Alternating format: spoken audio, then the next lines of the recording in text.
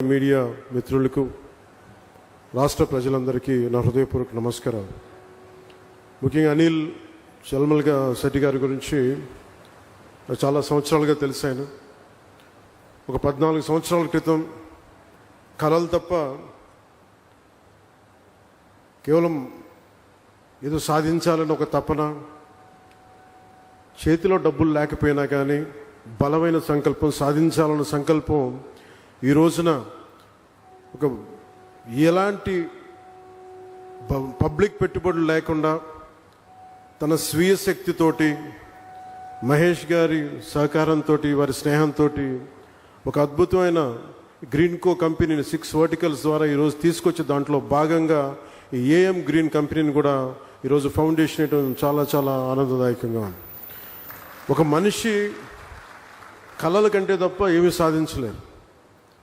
యూకేలో ఉంటూ విద్యార్థిగా ఇక్కడికి వచ్చి కేవలం సూట్ కేసులో ఒక జత బట్టలు, గుండెల నిండా కళలు తప్ప ఆ వ్యక్తికి ఏం లేవు. కానీ ఈరోజు ఆయన సాధించిన విజయాలు చూస్తుంటే, ముఖ్యంగా కాకినాడలో పుట్టి పెరిగినవాడు, ఇక్కడి నుంచి వెళ్ళి ఈ స్థాయిలో తిరిగి తన పుట్టిన స్థలానికి, ఆంధ్ర రాష్ట్రానికి, భారతదేశానికి ఇంత చేయటం మనస్ఫూర్తిగా ఆయనకి చేస్తున్నందుకు మనస్ఫూర్తిగా వారికి నా హృదయపూర్వక అభినందనలు తెలియజేస్తున్నాను.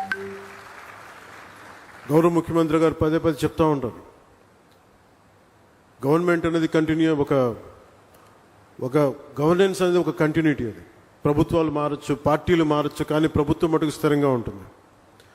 గత ప్రభుత్వాల్లో, ముఖ్యంగా ప్రత్యేకించి గత ప్రభుత్వంలో పారిశ్రామికవేత్తలకి ఎలాంటి ఇబ్బందులు ఉన్నాయో అలాంటివి తెలుసు.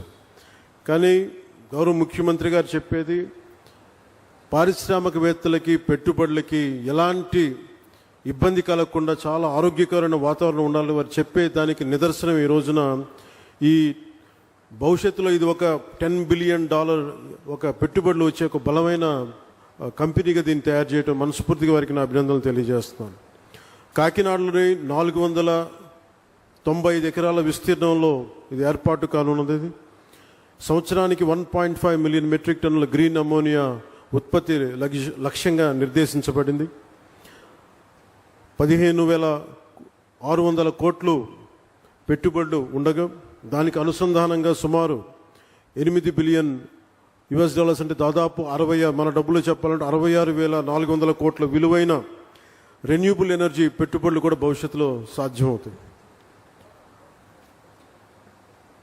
2027 చివరి తొలి దశ కమిషనింగ్ లక్ష్యంగా రెన్యూబుల్ ఎనర్జీ ఆధారిత క్లీన్ ఎనర్జీ కేంద్రంగా ఈ ప్రాజెక్టు రూపుదిద్దుకోబోతుంది.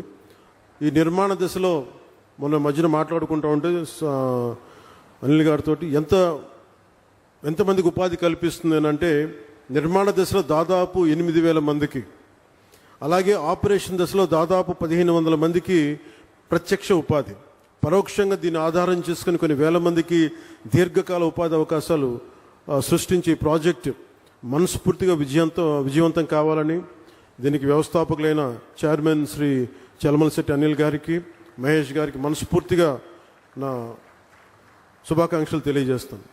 గౌరవ ప్రధానమంత్రి శ్రీ నరేంద్ర మోదీ గారి సారథ్యంలోని కేంద్ర ప్రభుత్వ సహకారంతో, గౌరవ ముఖ్యమంత్రి శ్రీ చంద్రబాబు నాయుడు గారి నాయకత్వంలోని కూటమి ప్రభుత్వం పర్యావరణాన్ని పరిరక్షించుకుంటూ అభివృద్ధిలో రాష్ట్రాన్ని అగ్రగామిగా నిలిపే దిశగా అడుగులు వేస్తోంది. ఈ ప్రయత్నాల్లో భారతదేశం పెట్టుకున్న లక్ష్యంలో జీరో నెట్ ఎమిషన్కి భాగంగా ఈ ప్రయత్నాల్లో గ్రీన్ అమ్మోనియా ప్రాజెక్ట్ చాలా కీలకమైన అడుగు. రెన్యూబుల్ ఎనర్జీ రంగాన్ని ప్రోత్సహిస్తూ ఈ రంగంలో ఆంధ్రప్రదేశ్నే దేశంలో మొదటి స్థానంలో నిలపాలన్నదే ఈ నారా చంద్రబాబు నాయుడు గారి నాయకత్వంలోని కూటమి ప్రభుత్వం లక్ష్యం. దానికి ఈరోజు ఏఎం గ్రీన్ ఎనర్జీ దీనికి ముందడుగు వేయటం చాలా చాలా ఆనందదాయకం. Andhra Pradesh integrated clean energy policy 2024 కింద ఆ దిశగా ప్రభుత్వం వేసిన బలమైన అడుగు Andhra Pradesh integrated clean energy policy 2024. దీనిని, ఈ పాలసీ రాష్ట్రాన్ని భవిష్యత్ రెన్యూబుల్ ఎనర్జీ సామర్థ్య కేంద్రంగా, రెన్యూబుల్ ఎనర్జీ వనరుల ఉత్పత్తి హబ్గా షేప్ తీసుకోబోతా ఉంది. గ్రీన్ హైడ్రోజన్, గ్రీన్ అమ్మోనియా వంటి క్లీన్ ఎనర్జీ ఉత్పత్తికి అనుకూలమైన వాతావరణాన్ని కల్పించగలిగితే మనకి పెట్టి ఇన్వెస్టర్స్లో చాలా విశ్వాసం పెరుగుతుంది. క్లీన్ ఎనర్జీ పాలసీ ద్వారా ఇప్పటికే ఎన్డీఏ కూటమి ప్రభుత్వం విధానపరమైన స్పష్టత ఇచ్చింది. గ్రీన్ ఎనర్జీ ఉత్పాదనకి ఆంధ్రప్రదేశ్ గమ్యస్థానం కావాలి. అదే నారా చంద్రబాబు నాయుడు గారి నాయకత్వంలోని కూటమి ప్రభుత్వ విధానం.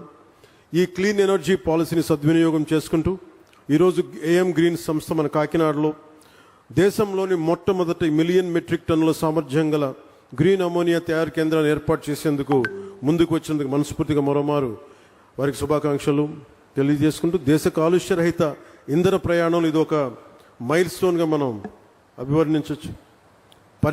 మనకి ఈ ప్రాజెక్ట్ రెన్యూబుల్ ఎనర్జీ సాయంతో నీటిని ఎలక్ట్రాలిసిస్ చేయడం ద్వారా గ్రీన్ హైడ్రోజన్ ఉత్పత్తి చేస్తుంది.